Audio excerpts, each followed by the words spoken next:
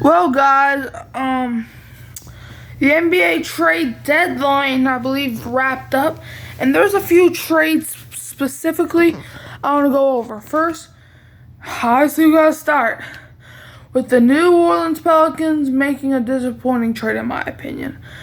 You know, Pelicans traded Devonte Graham and 4 second-round picks to the Spurs for Josh Richardson.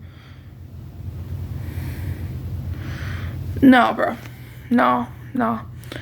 Josh Richardson, he's a cool kid, but 4 second-round picks in Devonte Graham, we just threw him out the back door? I know a lot of Pelicans fans wanted this man gone, but my question to you is why? Like, he was playing amazing until the trade deadline last year, and you can argue they won the trade deadline past last year, still putting up numbers with the limited minutes he played. So to all of y'all Pelican fans that were saying get rid of this dude, saying that he was mid, obviously, yeah, he had his moments. He wasn't great, but he certainly wasn't a certified scrub.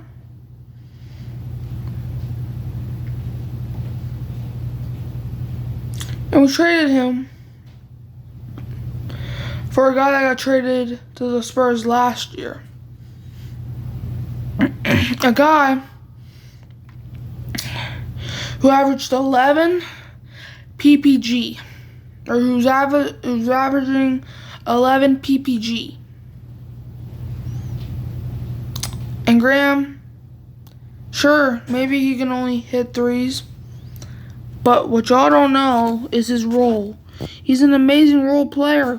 We saw when injuries kept coming, he kept on hitting his shots, bro. I don't respect it that he keeps getting disrespected. People thought that when we signed him a couple years ago in free agency, that was a bad move. That it was a disrespectful. That was disrespectful. And yes, I didn't know who he was at the time because I just got into basketball at that time. Or I wouldn't say I just got into basketball. I got into basketball like a couple years before, but I didn't know who all the players were. I only knew the big name players like LeBron, Curry, people like that. Obviously Zion and Ingram. But Devonte Graham had 2 game winners last season. One versus Utah, and then the infamous one versus OKC.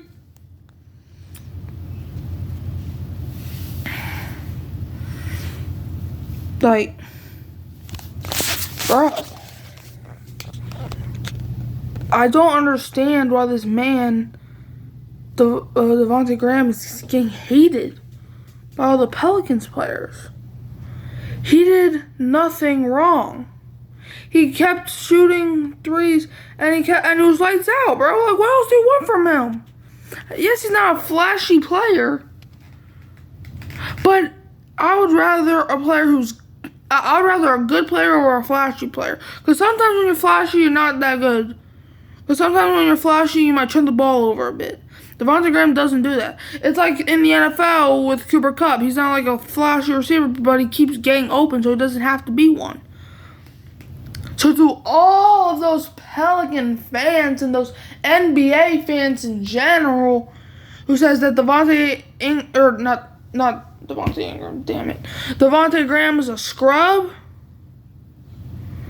I want you to know this. When he plays lights out for the Spurs, and when the Spurs play the Pelicans, if he tears this up, don't act surprised. Don't. Because I told you. I even told you last season when everybody wanted to get rid of him. I said we're keeping Devonte Graham. And obviously we didn't. Y'all are acting like he's a Russell Westbrook. I meant Russell Westbrook. You're acting like he played like that. To that level. But I'm here to tell you that's not the case. But enough of that, let's get into some other blockbusters. First, let's talk about the Golden State Warriors moving on from James Wiseman.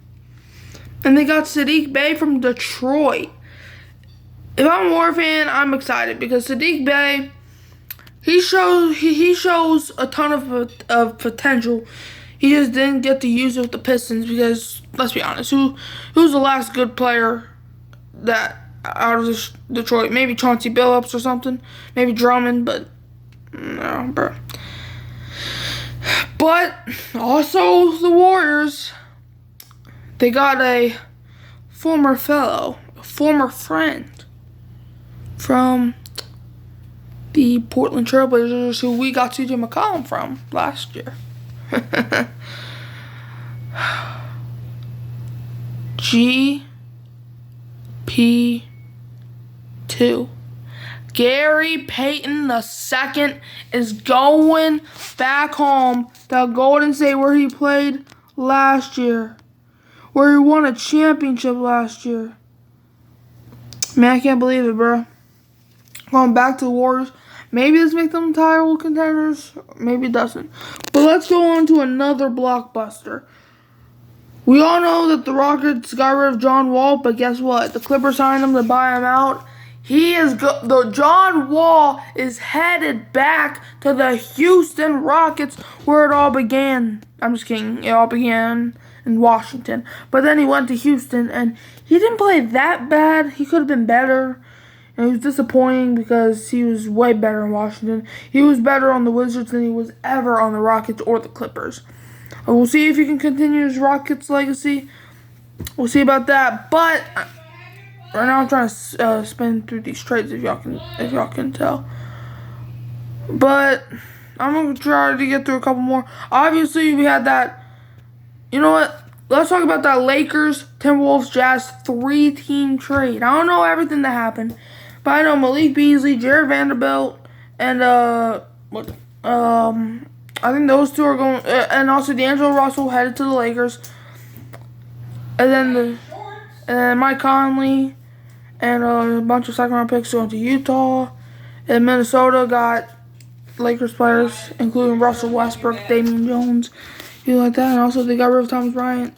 They go to Denver, and they traded away Patrick Beverly to the Orlando Magic. The Lakers blew it up. But let's talk about the trade that happened at like 12 in the morning.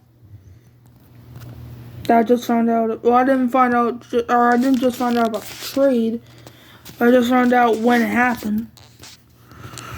The Brooklyn Nets are officially in rebuild mode. Getting rid of Kyrie a few days earlier. Getting rid of Harden last year. And now the big three of the Brooklyn Nets is gone. Durant, Harden, and Kyrie will forever in doubt be the biggest big three flop of all time. Last year it started. James Harden, injured a lot, lazy on defense, lazy on offense sometimes too. Got traded to the Philadelphia 76ers for Ben Simmons. It does not look like it's going good for the Nets now. And if you thought that was bad, if you thought that was bad, people were like, alright, but they still got Durant and Kyrie, so it's going to be fine. A few days ago, the Dallas Mavericks were in talks with the Brooklyn Nets to acquire Kyrie Irving. And they got it done to pair him with Luka Doncic. And then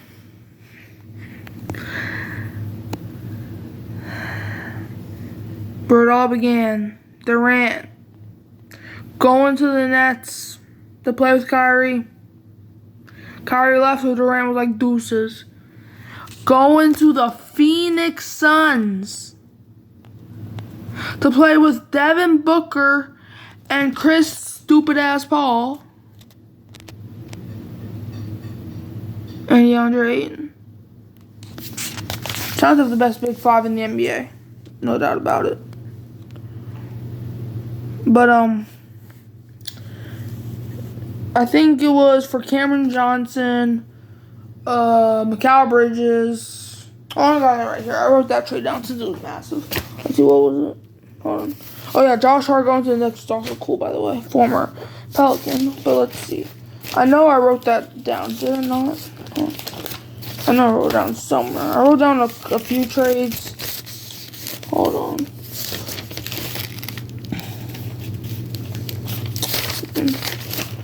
Okay, maybe I didn't write it down. Maybe I'm just dumb. But, Kevin Durant to the Suns for Jay Crowder, who's now in the Bucks, is the Suns, or no, the Nets traded him immediately. So, Crowder went to the Nets just to leave immediately. They got Cameron Johnson and Mikal Bridges. Honestly, I thought that was going to be Cameron Payne in the deal too, but that didn't happen. And honestly, the Nets got fleeced. Because I know you're in rebuild mode, but you at least want one good player on your team, bro. Their best player right now is Nicholas Claxton. And he's a casual. I mean, he's a good player and all. But Nicholas Claxton is your best player on a franchise. Or on an NBA team. That's all I got, man. Those were, I think, the few big trades. Obviously, the Pelicans trade wasn't really a big trade, but I just had to get in because, you know, it's my team. Trading with a team I don't like because they were a division rival. But that's what, oh, and also one more. Luke Kennard went to the Grizzlies. That was crazy. But, I gotta go now. This has been a long video, one of the longest I've made. I think it's probably the third or fourth longest video I've ever made. Usually I only make like 4 videos. 4-minute videos to not take up too much time. But I'm about to enter 12 minutes, so hold on. Let me wait till 12 minutes. 6, 4, and goodbye.